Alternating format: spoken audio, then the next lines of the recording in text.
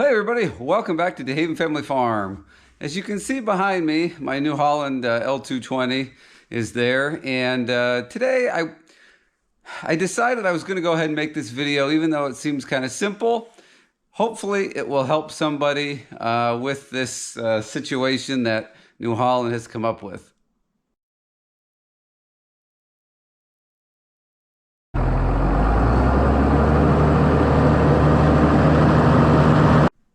So as you can see, we got the 220 up on these ramp supports. All four tires are up off the ground, giving us a bunch of clearance down there. So this video, as you can probably see from the title of the video, is about changing the oil in the oil filter on this machine. Now I have done this before, but it wasn't really a fun process. So I thought this information I provide in this video would be helpful if you have one of these machines or are going to buy one of these machines and you've never changed your oil and filter before. Again, some of these little tips today hopefully make that process easier for you. So again, first one is you want to make sure that you get the machine up. You have to get underneath it to do some annoying stuff. I'm going to show you that here in a few minutes. But having the machine up safely makes this so much easier. So the first thing you want to do, or can do, is you want to remove the rear side panel here. This is as you're sitting in the machine, obviously it's on the left-hand side. There's 3 bolts. You pop that cover off, set it out of your way, and let me grab my light. So this is actually the easy part of the oil change. Bring you guys over here. There's access to the battery, and underneath there is the oil filter. So that's really handy, super easy to get to, great design. Quickly, another reason I'm making this video again is just to make it easier for you guys, but I had New Holland L230, so it was a bigger frame machine than this years ago. And what New Holland did was put a drain tube in this area right next to the filter. So you could actually do an oil change without having to go under the machine at all. You take the cover off, you pop the little bolt or whatever was at the end of that tube, put a bucket there, drains the oil, change the filter, and boom, put everything back together, throw oil in it, you were done. It was so easy. I'm not sure why it's different on these smaller machines. Maybe there's just not as much room. I don't know, but engineers get paid a lot of money and you think they could figure out how to make this easier. So the information that I'm kind of annoyed about that I'm sharing with you in this video is just, was so used to that style oil change. When I bought this machine and went to change the oil for the first time, I never thought it was going to be as annoying as it is. I thought it was going to be the same thing as my other machine. Pop the panel off and boom, there you go. But it is not. So you'll have your operator's manual, but this should be in your machine somewhere. You need this goofy little hose to be able to change the oil in this machine. So I'll show you how that works later.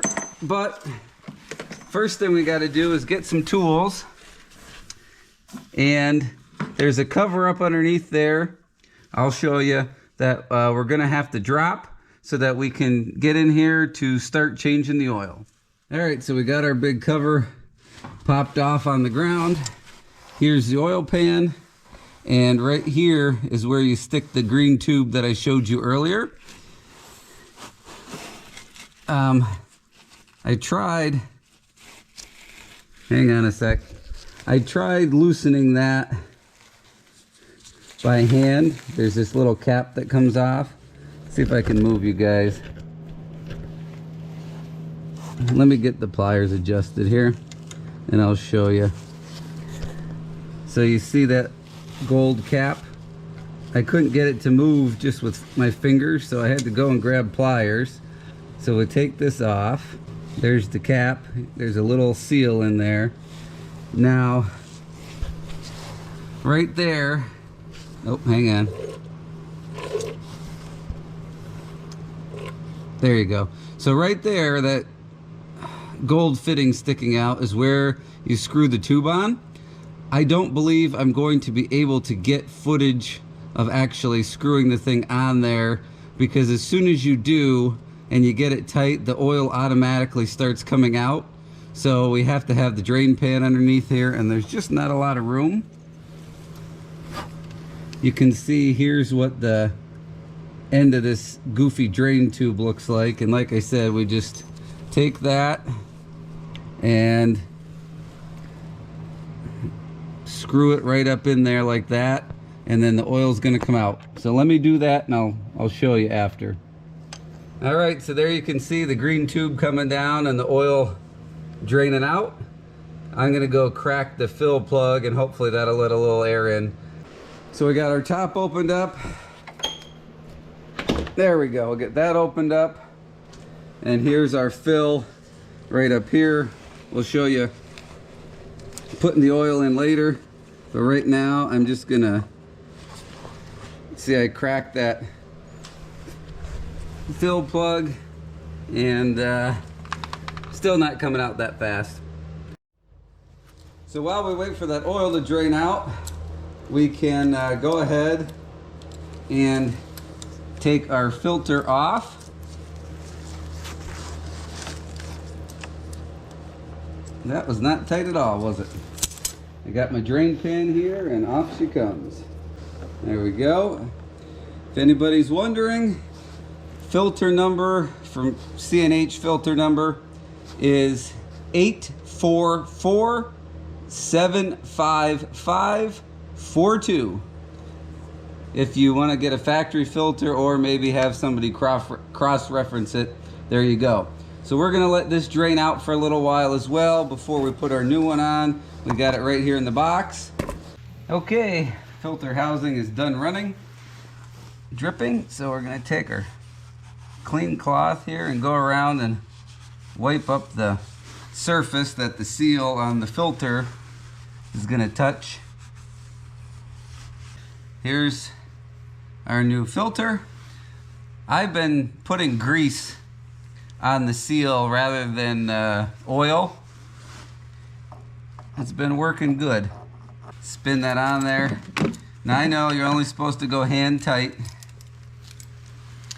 but it's hard to reach in here, so we're just gonna do a couple of, just snug it. I'm not hossing on it. So there's that. Now, what I like to do with all my filters when I can is write some information on them. Try to put the month and year and then the hours on there. So in case I forget, I can just look at it. All right, I'm gonna clean this up here and we'll put our panel back on. It's been probably 45 minutes of this thing dripping. It's still got the tiniest little drip to it, which is now gonna drip on the floor. But we'll get that out of the way and we'll come in here and unscrew this hose, and then we'll take some brake clean and clean it out. All right, so there's the hose coming out. Set that on the towel. Then don't forget this gold cap needs to go on here. And this is part of the reason that this is so difficult. If they had put this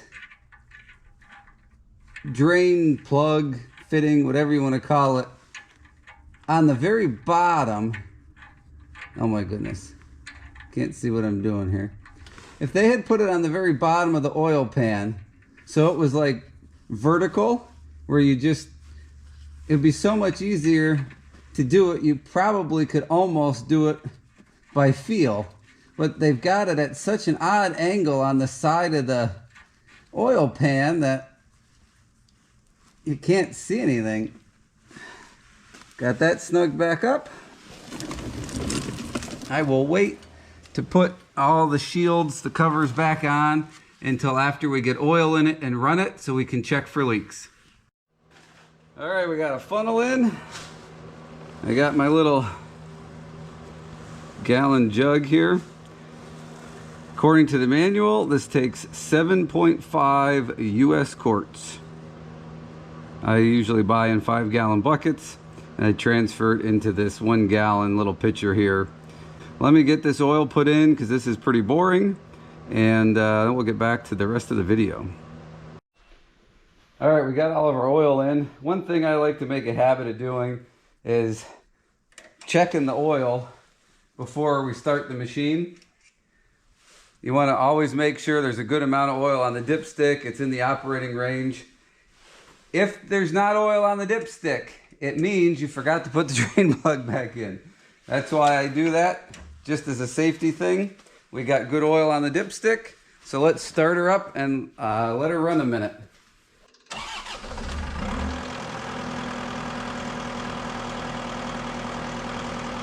All right, we're gonna let this sit a few minutes.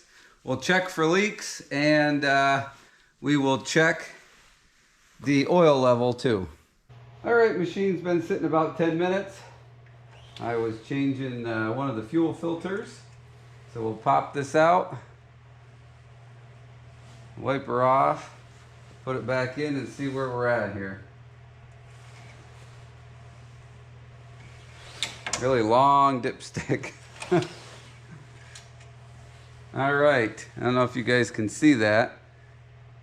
It's only halfway up in the operating range.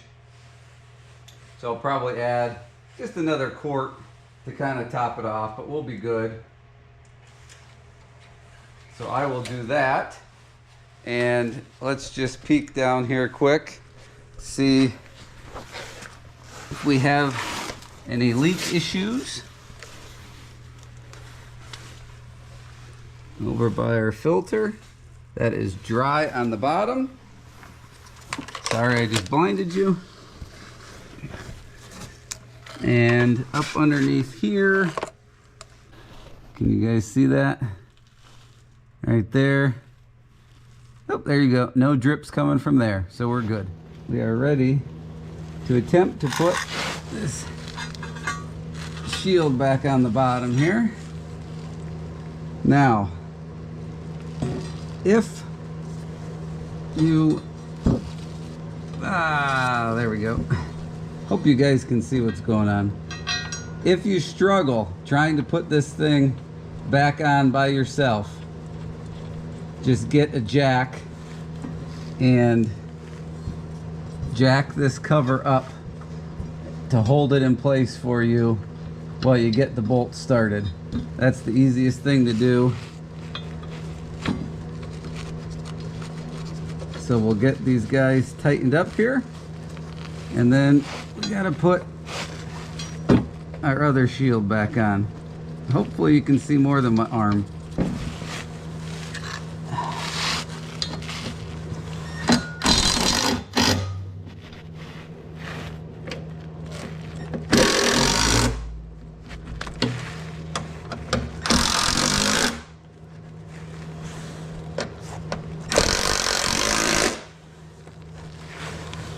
Done. All right, let's get our side shield back on. There's a little groove, or two little grooves that the shield rides up on. So you want to make sure you get the bottom in the correct place. And there are two different size bolts that hold this thing on. There is two longer ones that go on the top, and a short one, this little short guy, goes in the bottom.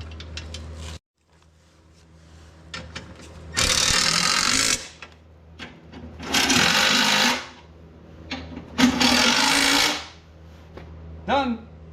Okay, so here's our drain tube that New Holland gives you that you have to use to drain the oil. So we want to get this all cleaned out here. I'm just using some brake clean.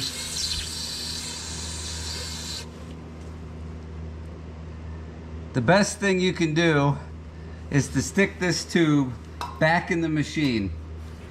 I didn't do that. I left it on the shelf by the filters, thinking that I know exactly where it was, and I didn't. So the best thing to do once it dries out is just put it right back in the machine so it's there for you. Well guys, that pretty much wraps up the oil change and filter change on this New Holland L220.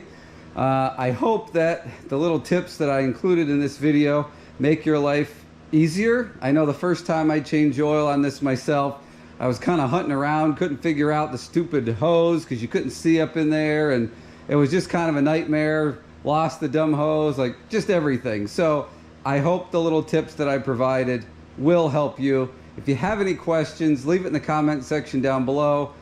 Not a professional mechanic, but if I can answer the question about the oil change, I certainly will. So again, that wraps up that portion of the video. Just throw in a few extra little tidbits here. This machine has 2 fuel filters. One is on the door here, and you have to get to the wiring back here and unhook the sensor that's in there before you change that. And there's also a second filter up in the back here. I forgot about that one. So make sure if you're doing a service on this machine, you don't forget about that second filter. Air filter's easy. Hydraulic oil level is right here. Hydraulic oil filter. Coolant levels over there. So again, just a couple little tips for you. Don't mind my hat. So that'll wrap up this video here today, guys. I hope you enjoyed it. I hope it was informative to you. Again, any questions, comments, leave them down below. I always appreciate the comments. I always answer all the comments that I can. Thank you so much, guys. I hope to see y'all on the next video.